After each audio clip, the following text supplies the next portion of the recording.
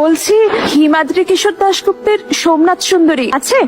এক মিনিট, না সোমনাথ সুন্দরী নেই, তবে জীবনানন্দ দাশ কিংবা গিরিশচন্দ্র ঘোষের বই আছে। আচ্ছা, আপনি কি এখানে রোজই বসেন? হ্যাঁ, আপনি চাইলে আমি বইটা আনিয়ে রাখবো।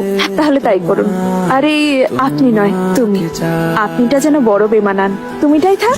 না আপনি তো সরি, তুমি বুঝি খুব বই পড়তে ভালোবাসো? হ্যাঁ খুব।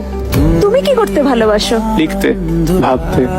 সময় তেমন হয় না, রুজি রোজগারে যা থাকলে সবটাই নিয়মান, বুঝতেই পারছো। সবকিছু পাল্টায়, সময়ও।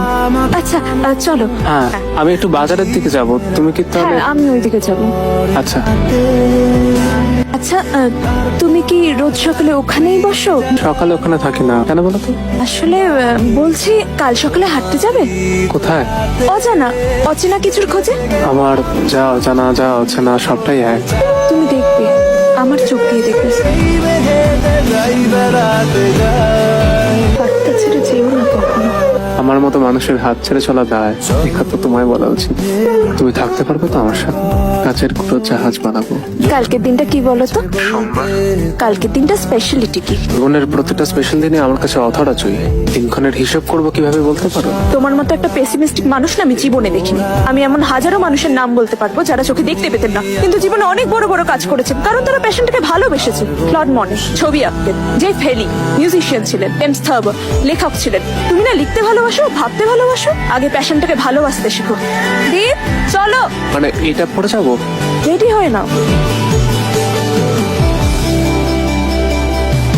জানো কি কেন দিন দুপুরে স্বপ্নে ভিজেছি? ক্ষতি নেই এটা যে করলে এরপর তোমার কিটা? তোমাকে ঘিরে আমরা তো না ছেড়ে যাওয়ার কথা দিয়েছি। আমি তো দেখলাম এতদিন, এবার না হয় তুমি দেখো। তুমি আমার মনে দৃষ্টি ফিরিয়েছো জয়, আমাকে ভালোবাসতে শিখিয়েছো।